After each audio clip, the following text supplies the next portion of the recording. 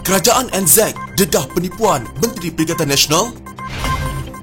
Apa sebenarnya yang berlaku pada Najib dan KJ? Nak kerja dengan UMNO? Jangan mimpi. MP PKR dakwa diperangkap Kerajaan Perikatan Nasional?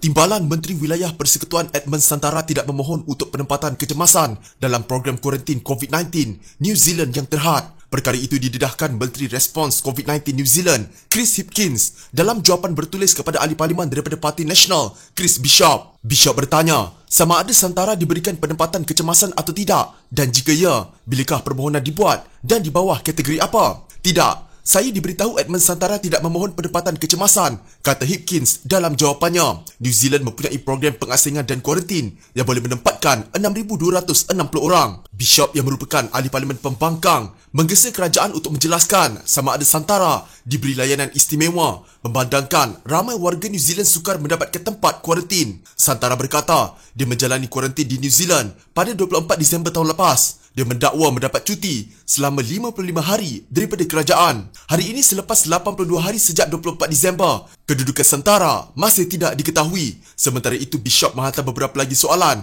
kepada Menteri Luar Negeri dan Menteri Immigration New Zealand. Antaranya dia bertanya jika Kementerian Luar Negeri ada dihubungi Suruhanjaya Tinggi Malaysia di sana berhubung isu Santara mendapat tempat di pusat pengasingan. Bishop juga bertanya berkenaan status immigration Santara di New Zealand.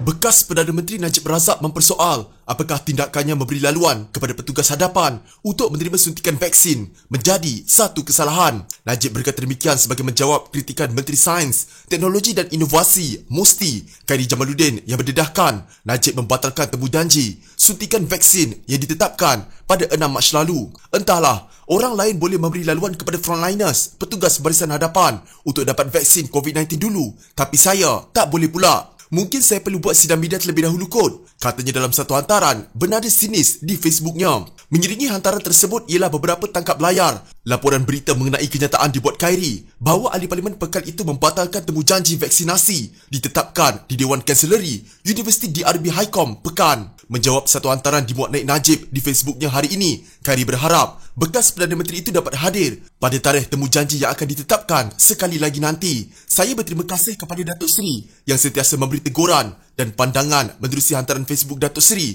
untuk memastikan program imunisasi COVID-19 kebangsaan PIK dapat dilaksanakan dengan jayanya. Pada masa sama, saya berharap Datuk Seri dapat membantu menggalak pendaftar vaksinasi lebih-lebih lagi kepada rakyat di Pekan memandangkan buat masa ini hanya 13,020 orang penduduk bersamaan 14.4 orang per kapita di daerah itu yang telah mendaftar. Jangan tulis dan promosi di FB sahaja, tapi turun juga di kawasan untuk menggalak dan membantu pendaftaran, katanya. Sementara itu, dalam reaksi segera, Khairi kepada hantaran Najib, dia menulis di ruangan komen, saya dan Datuk Seri tahu itu bukan sebabnya. Ketua Pemuda UMNO Ashraf Wajdi Dusuki mengingatkan pemimpin amanah supaya tidak bermimpi di siang hari mahu bekerjasama dengan UMNO. Malah beliau menegaskan UMNO tidak pernah mempunyai sebarang perancangan untuk menjalinkan kerjasama politik dengan parti yang dipimpin oleh golongan hipokrit seperti Amanah. Siapa yang nak kerjasama dengan Amanah? Mereka ini ibarat hidung tak mancung, pipi tersorong-sorong. Sudahlah berduduk UMNO macam-macam, sedangkan mereka sendiri pun baru 22 bulan memerintah, katanya kepada portal FMT. Beliau juga menyebut dakwaan rasuah terhadap beberapa individu berkaitan dengan Amanah seperti setiausaha politik Presiden parti itu, Muhammad Sabu. Bukan itu saja, mereka sendiri bersama DAP yang ternyata mempunyai pemimpin yang dikaitkan dengan rasuah terowong dan banglo ditarik balik pendakwaan, bahkan perbicaraan apabila naik berkuasa. Jadi usah bersifat hipokrit, bak kata pepatah, kokok berderai-derai, ekor bergelumang tahi, katanya. Ashraf berkata demikian ketika diminta mengulas kenyataan pengarah komunikasi Amanah Khalid Samad semalam yang menegaskan parti itu hanya akan mempertimbangkan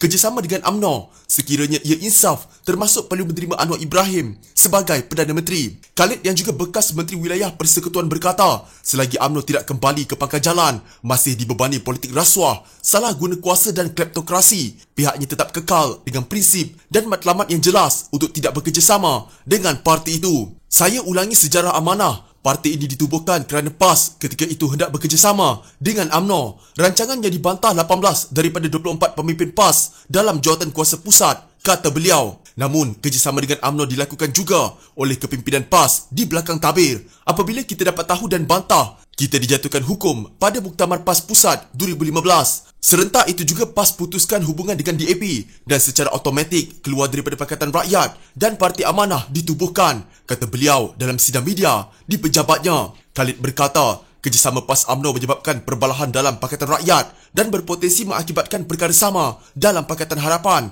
sekiranya tidak ditangani dengan baik.